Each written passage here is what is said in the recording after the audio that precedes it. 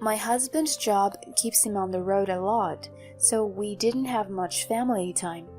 But he's super committed to his work, and I've always admired that and rolled with it. Then, out of the blue, he gave me a call. When I answered, he sounded all mixed up, saying, "Something's up with our front door. My key's not working." Without missing a beat, I said, "Oh, I moved out yesterday. I shipped your stuff over to your parents' house." "What?" I could practically hear his jaw drop over the line. "Hold on. Would you do this without giving me a heads up?" I started explaining. "It's because you..." Upon hearing my story, his voice went colder than I'd ever heard. "I'm Rachel, 33 years old. I'm a nurse, hustling every day. It's just me, my husband Josh, and our little girl Karen at home in our apartment. Josh and we go way back from our college days. He was the guy everyone noticed. Super driven, always on his game, and a total catch.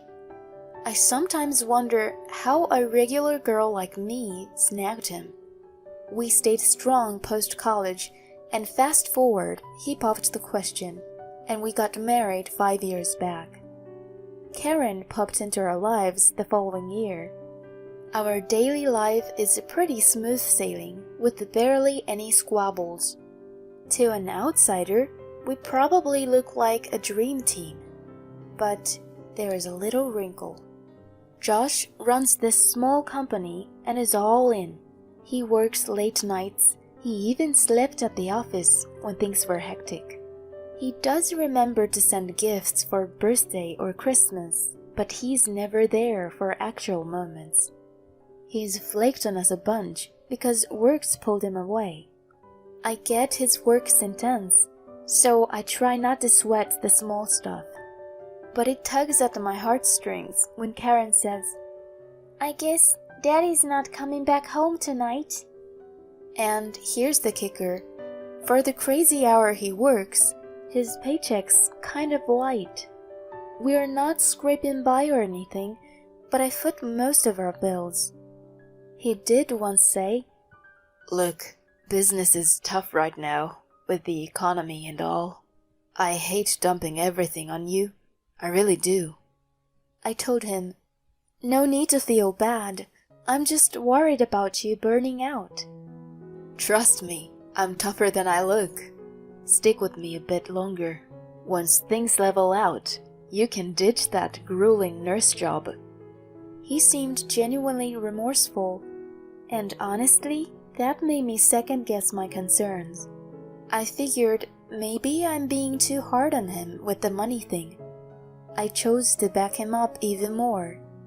But then, something went down that rocked my world.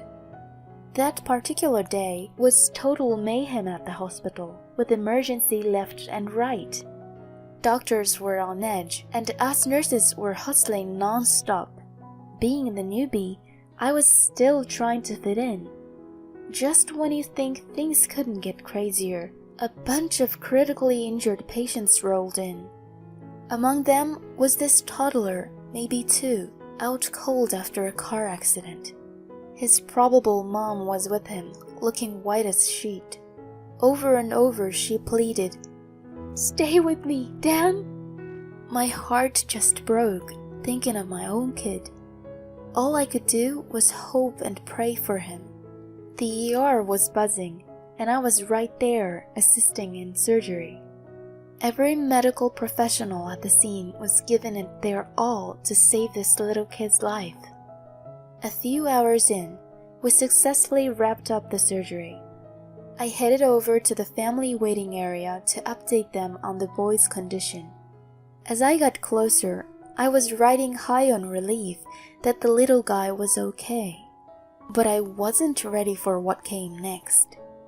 As I neared the room, I overheard the woman chatting with a guy, likely her husband.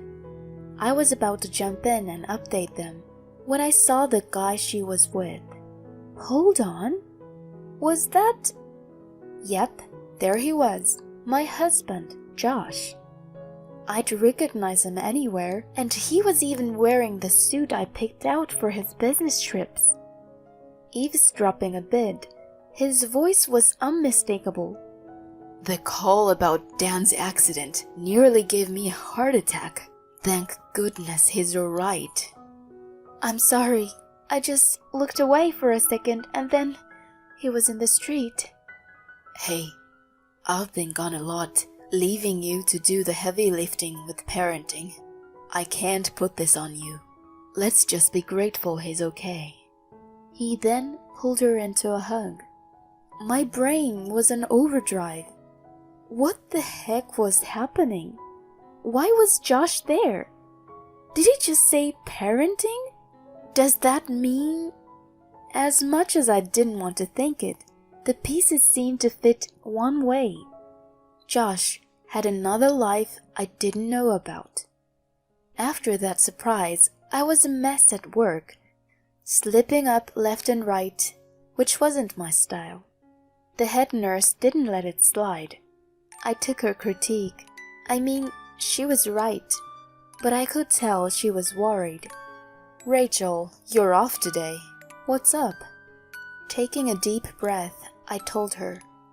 She offered to do a little digging for me and suggested I go home for the day. My head wasn't in the game at home either, and just as I was piecing things together, Josh called. "Hey, everything's okay there?" Playing it cool, I responded. He came back with, "Look, something's come up with my trip. I'll be away another week. Can you hold down the fort with Karen?" The nerve of him! But I didn't want to tip him off without more info, so I played along. "Got it. Do what you've got to do. Just stay safe, okay?" He sounded genuinely thankful, saying, "I owe you one." After we hung up, I gave myself a little pep talk. I didn't want to believe the worst, but I couldn't just brush this off. For me and Karen, I needed answers. It was go time. Come next morning, the head nurse had a scoop. Turns out she's gotten close with the boy's mom, Jennifer. Jennifer works at a bar, and that's where she ran into Josh. He made the first move. They hit it off, and before long, they were married, especially after she got pregnant. And according to the head nurse, Jennifer is clueless about Josh's other life. I thanked her for the information. "Seriously, thank you for this. Sorry to drag you into my drama. I've got it from here," she said. "Anytime you need to chat, I'm here." I am lucky to have a great boss like her. Wanting to talk to Jennifer, I popped into the boy's room and saw her right there, constantly attending to him. She was comforting the kid who was restless and unable to get up. "It's okay. When you're all better, we'll go out and play." Even though she's involved with my husband, she's a mom first. Seeing her like that, I just couldn't blame her.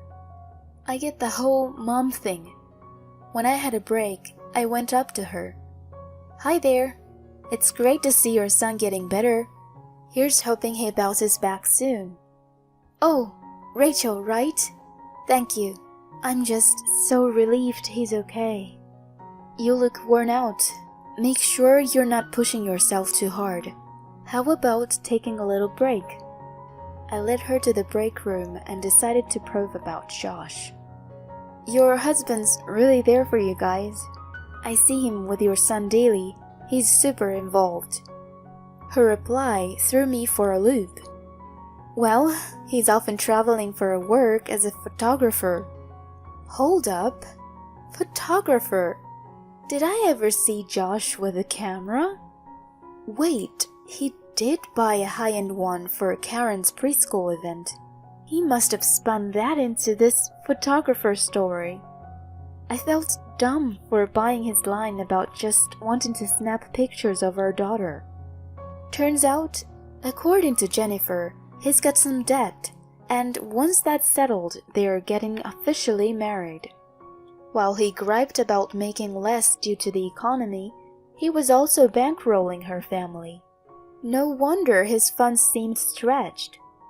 He was fooling me. Here I was, thinking I was helping him through tough times.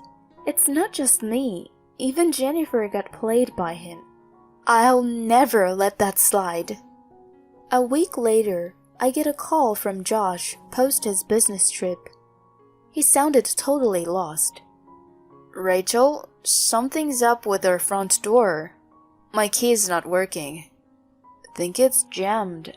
Can you let me in? Sorry, can't do that. We're not there. Hold up. Aren't you off today? Where'd you go? I shot back with, We moved out yesterday. I sent our stuff to my folks' place. Your things have been shipped to your parents. Best check in with them. He sounded blindsided. What? You left? Why on earth? I heard everything from Jennifer. Juggling 2 families, huh? Explains the small paychecks. If you're supporting 2 households, of course you're broke. You're consistently inconsistent. Whoa. How did you find out about Jennifer? He sounded flat out frantic. Hello, I work at the hospital where your other kid had his surgery. It dawned on him his son landed in my workplace. I had told him I switched hospitals, but it must have slipped his mind. Figures with all his sneaking. Cutting ties with someone like that, the sooner the better. So I ditched the house lease under my name and went back to my parents with my daughter. Once he pieced everything together, Josh was falling over himself to apologize. Give me a chance to explain. I'm at work right now. We'll handle this with our attorneys. With that, I ended the call. No point in hearing excuses over the phone.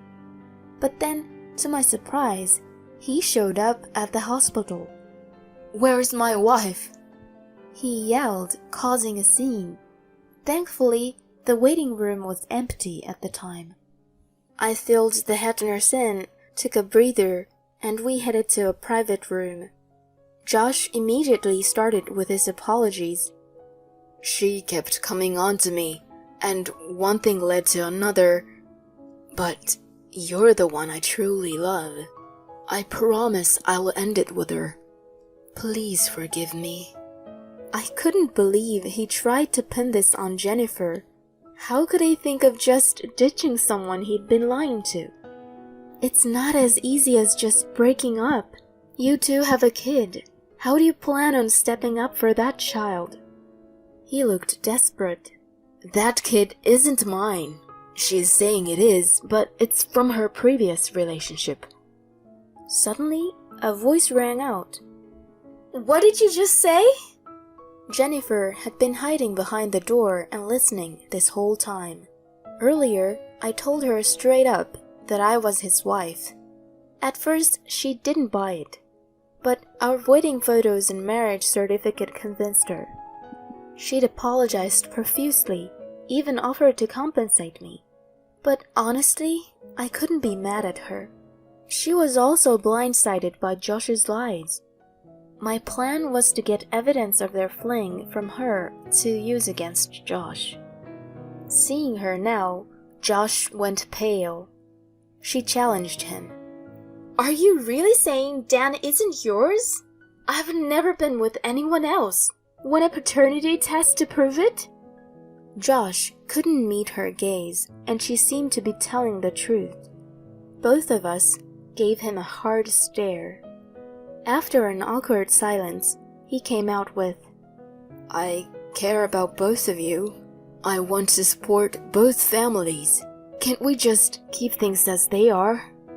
Jennifer and I were floored by his audacity. As I was processing his nonsense, Jennifer beat me to the punch. Are you for real? Just now you denied Dan was yours. We're done, and trust me, I'll be getting child support from you. She stormed out, leaving Josh and me. I took a deep breath and said, I'm with her. After all this, you can't expect things to go back to normal. I truly feel for Jennifer and Dan being fooled by you. We are getting a divorce, and you better be ready to pay up. But, Rachel, please. I don't want to lose you or Karen. How can I trust a word you say? You just threw Jennifer and Dan under the bus. This will be handled by our attorneys. Leave, or I'm calling security. He walked out, tears streaming down his face. A month later, Josh and I were officially done. I got a one-time payment of $600,000 for the pain and suffering and another $300,000 for child support. Looks like Jennifer did too. Between that and losing focus at work, Josh's business tanked.